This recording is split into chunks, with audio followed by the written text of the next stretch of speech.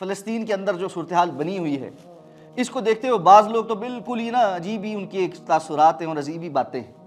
کہ جی یہ تو بالکل بے وقوفانہ سی بات ہے، آپ نے جا کر ایک بندے کو چھیڑ دیا ہے، نہ آپ اس کا کچھ کر سکتے ہیں، نہ کچھ بات ہے،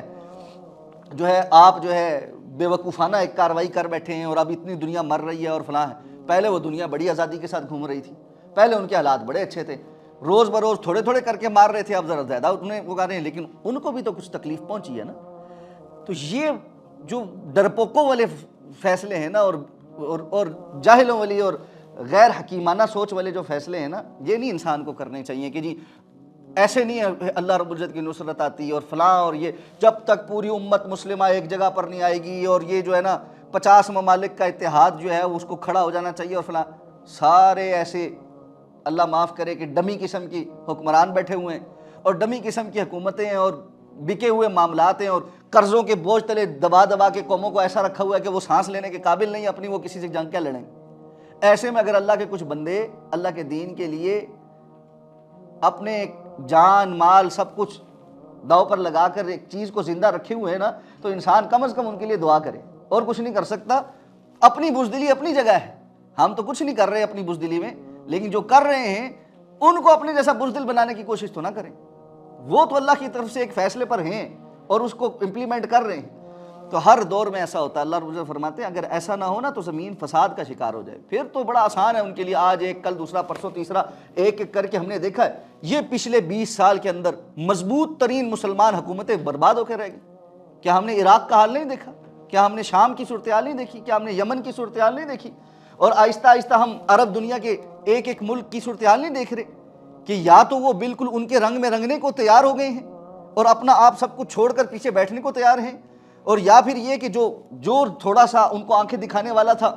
اس کو انہوں نے ملیا میٹ کر کے رکھ دیا، اور باقی انتظار کریں جی ابھی ہمارے ہاں تو کچھ نہیں ہوا نا، اس لیے ابھی تک تو ہمارے پاس آگ نہیں پہنچی اس لیے ہم محفوظ ہیں۔ تو اگر یہ آگ اس طرح جلتی رہی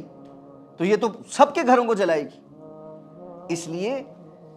بعض مواقع ایسے ہوتے ہیں جب اللہ کی طرف سے کچھ لوگ اس پر کوئی کام کر بیٹھے نا تو اللہ رب العزت کی نصرت اور مدد آتی ہے، باقی امت کا کام یہ ہے کہ وہ ان کا معاون بنے۔ اصل کام تو یہ تھا کہ سارے اٹھتے، وہ جو اسرائیل جس کا جو ہے نا جس کی ناجائز اولاد ہے امریکہ، وہ تو باپ فوراً پہنچ گیا وہاں پہ، اس نے تو جنگی بیڑا بھی بھیج دیا، اس نے اپنا وزیر بھی بھیج دیا، سارا کچھ کر دیا، انہوں نے تو عملی اقدامات کیے، وہ تو باتوں تک محدود نہیں ہیں، ہم سارے باتوں تک محدود ہیں۔ اب یہ ایک اجلاس بلا رہے ہیں، ابھی کل پرسوں دوسرا اجلاس بلائیں گے، پھر جو ہے نا وہ اس کی مذمت کریں گے اور مذمت کے بعد کہیں گے جی چلو چلو ہم آپ کی مذاکرات کروا دیتے ہیں، اور بیٹھ کے جو ہے نا یہ قیدیوں کے تبادلے شبادلے کر لو اور سب کچھ کر لو۔ 1,80,00,000 1 کروڑ بندہ ہے پورے اسرائیل کے اندر، یہ لاہور کی آبادی سے، یعنی لاہور کی آبادی 2/3 ہے، اس سے 3-4 کروڑ بندہ لاہور میں رہتا ہے، اتنی سی آبادی ہے ان کی، اور دنیا کے اندر کتنے مسلمان ممالک ہیں اور ان کے پاس کتنا پیسہ ہے، اور کیسی کیسی فوجی ہیں اور ٹیکنالوجی ہمارے پاس کتنی ہے، یعنی فوجی۔ یہ 2-4 اگر کوئی اخلاص والے بندے آپس میں اکٹھے ہوتے تو 4 دن کا کام ہے سارا ان کو ملیا میٹ کرنا، لیکن مسئلہ کا ہے۔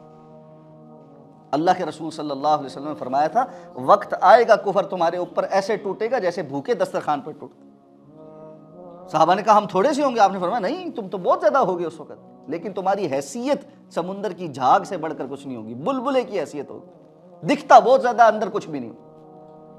اور فرمایا تمہارے اندر وہن کی بیماری آ جائے گی، اور وہن کی بیماری کیا ہے؟ حب الدنیا و کراہیت الموت، دنیا کی محبت اور موت سے کراہت،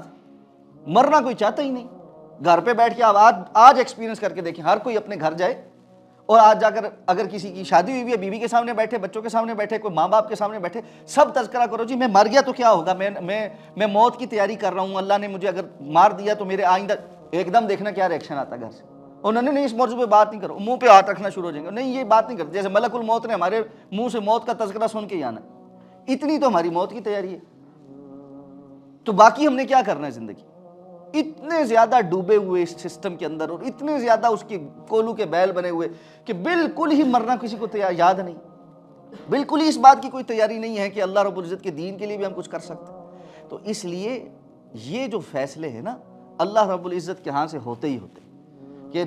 زمین میں فساد برپا کرنے والوں کے مقابل اللہ مٹھی بھر کچھ لوگوں کو اٹھاتا ہے اور وہ کایا پلٹ کے رکھ دیتے ہیں۔ رسول اللہ صلی اللہ علیہ وسلم کی پوری سیرت ہمارے سامنے، فتح مکہ تک بھی مسلمانوں کی تعداد کوئی بہت بڑی نہیں تھی، اور بعد میں رسول اللہ صلی اللہ علیہ وسلم کی اس دنیا سے جانے کے بعد بھی کیسر و کسرا کے سامنے جب مسلمان جا کے کھڑے ہوئے تو کوئی تعداد ان کی زیادہ تو نہیں تھی۔ 2-2 لاکھ کی فوج کے سامنے 20-20 ہزار بندہ کیا حیثیت رکھتا ہے، اور جس کے پاس ہو بھی کچھ نہ، اور جو اپنے علاقے سے بڑا دور آیا ہو، کئی ہزار کلومیٹر دور آ کر وہ جو ہے جنگ کرنے کے لیے دوسروں کے گھر کے باہر کھڑا ہو جائے، ایسا تاریخ دیکھتی ہے کبھی؟ لیکن اللہ رب العزت کی طرف سے نصرتیں آتی ہیں جب اہل ایمان کی کسوٹی پہ پورا اترتے ہیں۔ وَأَنْتُمُ الْأَعْلَوْنَ إِن كُنتُم مُؤْمِنِينَ، اللہ کا یہ وعدہ ہے تم یقیناً غالب رہو گے، لیکن شرط یہ اگر تم مومن ہوئے تو ایمان والے تھوڑے ہی ہوتے ہیں ہمیشہ، اور ان کی اللہ رب العزت پھر نصرت اور مدد فرماتے ہیں۔ ہاں بسا اوقات ایسا ہو سکتا ہے کہ فوری طور پہ نہ ہو، بسا اوقات ایسا ہو سکتا ہے کہ اس کا نتیجہ تھوڑا لیٹ نکلے، بسا اوقات ایسا ہو سکتا ہے کہ کسی وقتی کاروائی کے نتیجے میں حالات زیادہ خراب بھی ہو جائیں۔ صحابہ کرام کے ساتھ بھی ایسا ہوا ہے بہت مرتبہ۔ خالد بن ولید رضی اللہ تعالیٰ عنہ کتنی مرتبہ لشکر کو جو ہے وہ